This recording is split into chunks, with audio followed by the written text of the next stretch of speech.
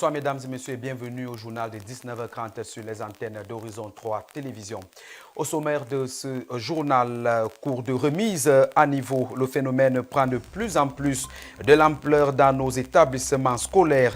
La communauté éducative met les petits plats dans les grands en cette période de trêve scolaire pour assurer à travers des travaux dirigés des résultats escomptés en fin d'année. En politique, la Corporation des journalistes politiques du Cameroun, au cours d'un café politique, font une fleur au candidat investi du parti Univers, Maître Akere Mouna, une occasion pour l'ancien bâtonnier de livrer son programme politique et de préciser ses engagements face à la nation camerounaise au soir des élections présidentielles 2025. Et puis en sport, la sélection nationale des Lions indomptables U17 du Cameroun offre un spectacle en match amical. C'était cet après-midi face à la sélection de AS Mintak à l'issue d'un match d'exhibition qui les prépare au mondial U17 prévu en terre marocaine cette année. Mesdames et messieurs, c'est tout pour le sommet de ce journal. Le développement dans une poussière de secondes.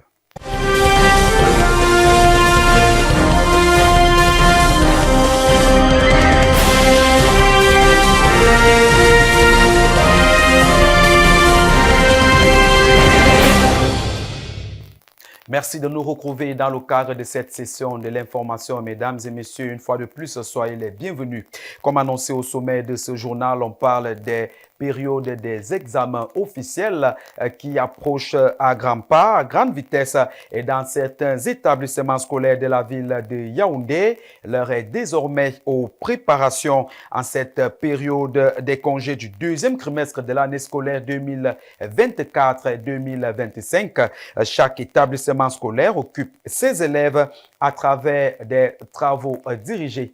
David Zo nous conduit vers une école dans ce reportage que je vous propose d'écouter. Pas de repos pour les élèves des classes d'examen à cette période des congés du deuxième trimestre. Ils profitent de cette période pour mieux préparer les examens officiels. Dans ce lycée de la capitale, les enseignants occupent les futurs candidats aux différents examens avec les cours de remise à niveau et les travaux dirigés. Nous entraînons les enfants avec des épreuves type examen ou des exercices type examen. Ça peut être juste un document monté avec des exercices type examen. Nous faisons photocopier tout cela, les enseignants entrent en salle et travaillent ces exercices. Et ils en profitent donc maintenant pour mettre à niveau, c'est-à-dire au moment de travailler donc ces fiches de travaux dirigés là, ils en profitent pour mettre l'accent maintenant sur là où il y a des lacunes. Ils réexpliquent mieux. Ils leur donnent même le principe de méthodologie un peu mieux. Donc c'est en ça que consistent nos cours de remise à niveau des congés de Pâques. Pour les élèves, cette période est cruciale pour une préparation optimale car les familiarise avec les exercices type examen. Bon, pour moi, les cours de soutien sont très importants parce qu'ils permettent à l'élève, si déjà il n'a pas eu des connaissances acquises pendant les cours de soutien, il pourra forcément les acquérir. Pendant les cours de soutien, nous faisons des exercices type examen. Les congés de Pâques offrent surtout à la communauté éducative la possibilité de déceler les lacunes des élèves afin d'améliorer leur niveau pour mieux se préparer à affronter les épreuves fatidiques de l'année. Il s'agit donc de multiplier les exercices, de corriger autant d'exercices possibles avec eux pour que le moment venu, s'ils venaient à rencontrer un exercice similaire à l'examen, que l'élève soit capable de produire le bon résultat parce que nous ne voulons pas que le succès, mais nous voulons le succès avec mention. Cette période est donc essentielle dans la préparation aux examens de fin d'année. Les congés riment avec détente et même loisirs. Cependant, du côté des établissements scolaires primaires, on profite plutôt de ce moment de trêve pour mettre à profit les différentes stratégies optées pour occuper les apprenants. Voyons tout cela dans ce reportage que signe Karel Yenga. Alors que la plupart des élèves profitent de cette trêve scolaire pour se reposer, certains établissements choisissent d'organiser des cours pendant cette période des congés de Pâques. Une grande curiosité qui nous oblige à nous rapprocher d'un responsable d'école primaire situé au quartier Arala, dans le 3e arrondissement de Yaoundé. Les cours débutent de ce fait à 8h du matin et se terminent à 15h. Au programme, des activités pédagogiques et éducatives. sont les révisions générales. Parce que moi, j'ai déjà couvert mes programmes. Donc, je voudrais que les enfants soient à même d'affronter n'importe quelle épreuve aux examens qui arrivent. Je débute à 7h30, je finis à 15h. Au-delà des cours de remise, ces journées incluent des activités diversifiées telles que ateliers d'art, jeux éducatifs et même initiation à des disciplines comme le théâtre ou les sciences expérimentales. Des leçons qui ne s'inscrivent pas dans le programme officiel du Cameroun. Cependant, des cours conventionnels ne sont pas en reste. Maintenant, ce sont les révisions. Comme vous voyez, on reprend les problèmes comme on reprend là. Chaque enfant passe, comme le dicté là, on fait les dictées, chaque enfant passe au tableau, on donne un problème, chaque enfant passe au tableau, il corrige, on consigne le corriger dans le cahier, on explique davantage pour qu'ils comprennent. Bien que ces cours ne fassent pas l'unanimité au sein de l'opinion publique, il en ressort qu'ils répondent tout de même à un besoin important pour les élèves. Une initiative qui pourrait bien être bénéfique dans d'autres établissements scolaires dans l'avenir. Parlons de la consommation de l'alcool en milieu professionnel ainsi que des conséquences qui en découlent. C'était venu d'ailleurs un véritable caillou dans la chaussure dans nos entreprises. La consommation des produits alcoolisés aux heures de travail par certains employés devient une donne qui empiète parfois sur le rendement, un phénomène qui engendre de nombreuses conséquences sur l'avenir même de ces entreprises. Reportage signé Mimi Rose Bindang. La question autour de la consommation d'alcool en milieu professionnel continue de diviser l'opinion publique. De plus en plus, l'on observe certains employés et quelquefois des employeurs qui s'ingurgitent une bouteille voire plusieurs autres aux heures de travail. Plusieurs raisons sont ainsi évoquées pour justifier cette mauvaise posture au bureau plutôt prohibé par le Code du travail. Il faut d'abord commencer par le stress, parce que quand quelqu'un est stressé au travail, il va se retrouver en train de consommer de l'alcool. Ça peut être votre collègue qui aussi vous crie dessus. Pourquoi n'est pas? Peut-être qu'il y a ce malentendu-là, vous ne vous entendez pas. Et puis, pour évacuer tout cela, tu peux te retrouver en train de boire en milieu professionnel. Eu regard à ce qui précède, la pratique devenue une habitude cause finalement plusieurs dégâts en milieu professionnel, impactant parfois sur le rendement de l'entreprise. Quand vous êtes en état d'ébriété, si vous avez peut-être un travail à faire, un rapport à rédiger et que vous êtes en état d'ébriété, vous êtes troublé, vous n'êtes plus vous-même, vos esprits sont troublés, c'est un problème. Maintenant, autre problème, vous pouvez partir d'une simple discussion pour une discussion grave parce que vous avez bu, parce que vous êtes sous, vous vous retrouvez en train de vous chamailler avec des collègues, à discuter là où il ne faut pas, à parler ou à dire ce qu'il ne faut pas. En somme, la consommation d'alcool en milieu professionnel reste tabou au regard des multiples conséquences qui y découlent. Alors, pour un meilleur rendement et une franche collaboration, il est préférable d'en consommer après le boulot et avec modération pour un résultat efficace et efficient. Parlons à présent de toute autre chose. Dans ce journal, on s'intéresse à la santé. Pour parler cette fois-ci du ver de Guinée. Le ver de Guinée ou encore filaire de Médine est une maladie peu connue des citoyens camerounais. Une explication plus claire nous vient dans ce reportage que signe une fois de plus Mimi Rose Bindang. Encore connu sous le nom de dracunculose, le ver de Guinée est une maladie causée par les parasites dracunculose medinensis. Cette pathologie est rarement mortelle, mais les personnes contaminées peuvent souffrir d'invalidité pendant plusieurs semaines. Au milieu des années 1980, on estimait à 3,5 millions de nombre de cas de dracunculose dans le monde, dont 17 pays en Afrique. En 2023, on en dénombre seulement des dizaines de cas au Tchad, au Mali, en République centrafricaine et au Cameroun. Cette maladie est transmissible par une eau contaminée, par les puces d'eau parasitées, touchant les hommes et les animaux comme les chiens et les chats. Ces puces traversent la paroi intestinale et migrent à travers l'organisme. Le ver peut mesurer jusqu'à 120 cm de long et se déplace sous les tissus cutanés jusqu'à atteindre son point de sortie, généralement au niveau des membres inférieurs, formant une vésicule ou une tuméfication, d'où il finit par émerger et cette émergence du ver a lieu 10 à 14 mois après l'infestation. Comme traitement, en réalité, cette maladie n'a pas de traitement adéquat. Il suffit juste de retirer le ver dans la partie du corps où il est logé et soigner la plaie avec des antibiotiques et des anti-inflammatoires jusqu'à cicatrisation de la plaie. De ce fait, pour prévenir et éradiquer cette maladie, l'Organisation mondiale de la santé adopte plusieurs résolutions, à savoir renforcer la surveillance pour détecter les cas humains et les animaux infestés, prévenir la contamination de l'eau de boisson en veillant à ce que ceux qui les consomment ne soient plus atteints, mener des interventions de lutte antivectorielle à l'aide du larvicide et promouvoir l'éducation sanitaire et les changements de comportement. Comme annoncé au sommet de ce journal, parlons politique. À présent, le Club Pau organise un café de presse ce jour. C'était du côté d'un hôtel de la place dans la ville de Yaoundé sous le thème présidentiel 2025, les enjeux du scrutin et la candidature de Maître Akere Mouna, l'ancien bâtonnier, candidat du parti Univers, est l'hôte de cette autre corporation des professionnels de médias.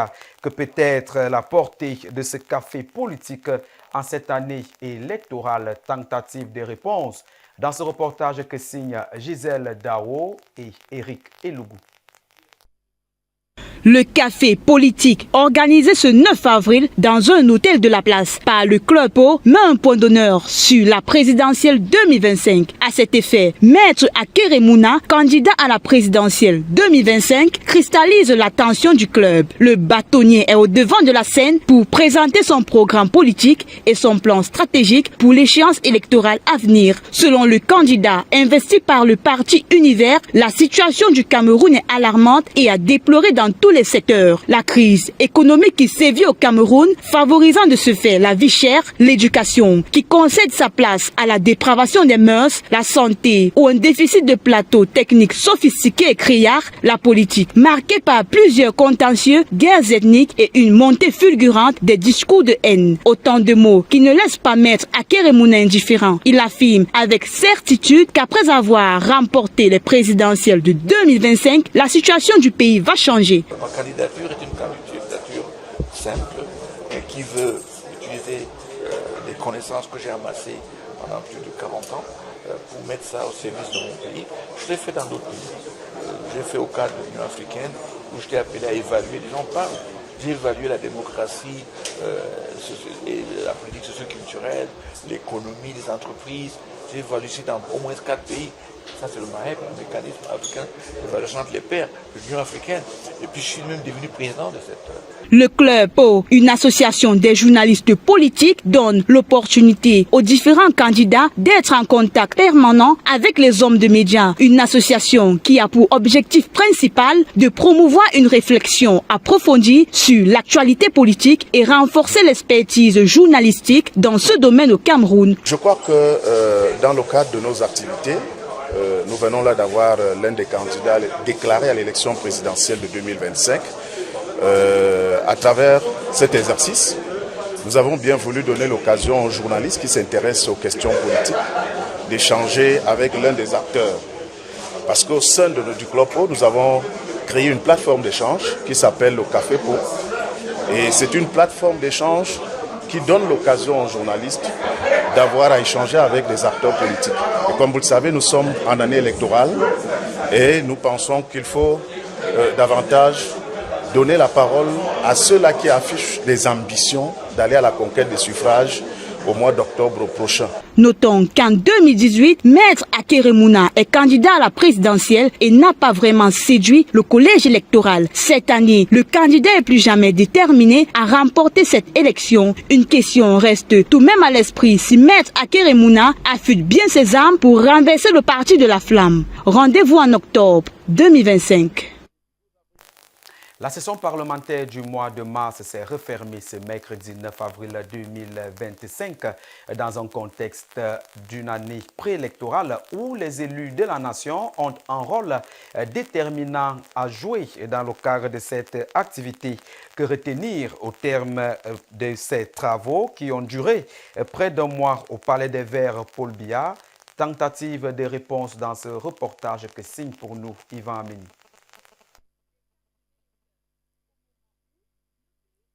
Après le discours relatif à la clôture des travaux de la session parlementaire de mars 2025, présidé par le très honorable Kavaye Djibril, président de l'Assemblée nationale, les élus de la nation réagissent ici même à l'hémicycle du Palais des Verts, Paul Biya. Le grand point, ce qu'on peut retenir, c'est l'amour que la doyenne d'âge avait d'abord commencé, qu'on doit aimer. Chacun de nous doit aimer l'un et l'autre. Et si à l'amour, on va procéder bien aux prochaines élections qui arrivent. Et que nous devons travailler, nous ne devons pas rester bras croisés. Ne vous fiez pas au ragot, à ce que l'on dit. Vous-même, nous sommes tous des humains, ok? Plusieurs raisons pourraient faire en sorte que vous-même, vous ne soyez pas là aujourd'hui. Ça peut être un problème de santé, ça peut être un problème grave qui vient ainsi de suite. Mais jamais un ministre n'a volontairement manqué de respect au Parlement. La présente session s'achève dans un climat peu idyllique à la veille de l'élection présidentielle d'octobre 2025. Une période déterminante au cours de laquelle les élus de la nation doivent jouer un rôle important et stratégique pour une élection apaisée dans le but de maintenir la paix et la cohésion sociale sur le triangle national. Cependant, le rapport des travaux ne fait pas l'unanimité au sein de l'hémicycle. Donc je crois que le président Kavaye n'est pas entièrement dans son rôle quand il appelle les députés à aller tout faire pour préserver la paix. On ne va pas préserver la paix en contribuant à ce que les droits des citoyens au vote, parce que le vote est le premier devoir et le premier droit, soient piétinés par des règles de jeu qui sont biaisées pour favoriser la conservation du pouvoir. Moi, je crois que nous n'avons pas joué notre partition en tant que parlementaires pour préserver la paix pendant et durant les élections à venir. Le tribalisme et les discours haineux affluent sur la toile et montent d'un cran. Face à la prolifération de ces écarts comportementaux, les élus de la nation appellent les internautes à faire montre de plus de responsabilité citoyenne et de patriotisme avéré. La prochaine session parlementaire, prévue en juin 2025, est consacrée à l'examen et à l'orientation budgétaire de l'année 2026. En attendant cette période, les députés vont poursuivre leur tournée parlementaire dans les différentes circonscriptions politiques. À 19h passées de 52 minutes dans ce studio, nous voici hors de nos frontières. Commençons par le Gabon, où la dernière ligne droite est amorcée dans le cadre de l'élection présidentielle prévue le 12 avril 2025. Et puis, en République démocratique du Congo, la ville de Kinshasa est en deuil suite aux dégâts causés par la pluie diluvienne qui s'est abattue dans la ville le 6 avril dernier. Et puis, en Côte d'Ivoire, la grève générale des enseignants se poursuit dans le pays. Brenda Sarr signe la mouture internationale de ce journal. Au Gabon, le ministère de l'Intérieur, qui organise l'élection présidentielle dans le pays, a démarré le 3 avril l'opération de distribution des cartes d'électeurs, au moment où le pays traverse la dernière ligne droite qui le conduit au scrutin du 12 avril. À 3 jours du vote, les citoyens semblent ne pas se bousculer pour le retrait de leur carte d'électeur. Cette échéance électorale va marquer une nouvelle étape dans la transition politique du pays. Aux enjeux majeurs pour l'avenir du Gabon, plusieurs candidats en liste se dévoilent et doivent persuader les électeurs à travers leur programme et l'engagement pour la société. Une articulation qui fait très souvent place au débat national centré sur la gouvernance, l'économie et la réforme institutionnelle. En République démocratique du Congo, Environ 33 morts, 46 personnes hospitalisées, 200 ménages inondés et plusieurs maisons emportées sont enregistrées selon un communiqué publié par le ministre de l'Intérieur et de la Sécurité, Diakman Chabani, ce lundi 7 avril 2025. Bilan de la pluie diluvienne abattue dans le pays. Félix Tshisekedi s'est rendu au stade Tata Raphaël pour échanger et encourager les victimes. Sur le site, le président de la République a apporté son soutien aux sinistrés. Parmi les dégâts causés par des intempéries, la portion de la nationale numéro 1 s'est effondrée au niveau de Kansangoulou. Cette session, pourtant important pour le pays, qui relie la capitale à Matadi, en ce moment fortement perturbée. En Côte d'Ivoire, depuis plusieurs mois, le pays est secoué par une crise éducative d'une ampleur inédite. Les enseignants, marginalisés et ignorés depuis trop longtemps, ont déclenché un mouvement de grève nationale pour simplement revendiquer une amélioration de leurs conditions de travail. Les principales demandes restent une prime d'incitation trimestrielle allant de 150 000 à 400 000 francs CFA. Ce combat pacifique, porté par des syndicats influents, a pour but d'amener le ministère de l'Éducation nationale à revoir leurs conditions de travail. Plutôt que d'engager un dialogue constructif, les autorités représentées par la ministre de la fonction publique, Anne Ouloto, ont choisi la confrontation comme option pour mettre fin à cette crise. La menace de considérer tout enseignant gréviste comme démissionnaire reste la seule décision du gouvernement. Les chefs d'établissements scolaires instaurent cependant un climat d'intimidation. Et comme annoncé au sommet de ce journal, parlons sport à présent avec l'actualité autour des Lions indomptables du Cameroun des moins de 17 ans qui préparent la Coupe du monde féminine FIFA U17 Maroc 2025. La sélection nationale féminine de football de la catégorie des moins de 17 ans entame son stage préparatoire pour la double confrontation contre le Kenya prévue les 18 et 25 avril 2025, comptant pour le troisième tour des éliminatoires de la Coupe du monde féminine FIFA U17 Maroc 2025 par une large victoire enregistrée cet après-midi sur la pelouse du stade militaire de Ngoïkele sur le score de 10 buts à 0 face à la fondation AS Mintak en match amical. Une confrontation qui permet au staff technique d'évaluer le niveau tactique et technique des joueurs avant la double confrontation face à la sélection kenyane de football. Les coéquipiers de Monondong Raissa ont appliqué les consignes de Ndoko Brian, l'entraîneur sélectionneur des Lions indomptables U17 pour livrer cette belle performance. Je vous propose à présent d'écouter l'entraîneur adjointe Edwige Tatiana Ebumbu et la capitaine des Lions indomptables du Cameroun des moins de 17 ans, Tiwalis Fresh-Melon, qui s'exprime au micro d'Horizon 3 Télévision. Le programme est simple. Déjà, on commence un programme à 2 semaines du match. C'est pas facile pour nous. C'est pas facile, mais vu le match qu'on a fait cet après-midi, c'est un match d'évaluation. C'est juste pour pouvoir évaluer les joueuses jusqu'à sortir du quartier. Donc après 2 jours d'entraînement, on a trouvé mieux d'évaluer les filles. Mais avec le contenu qu'on a vu cet après-midi et connaissant l'adversaire qui nous attend, je pense qu'on va continuer à travailler.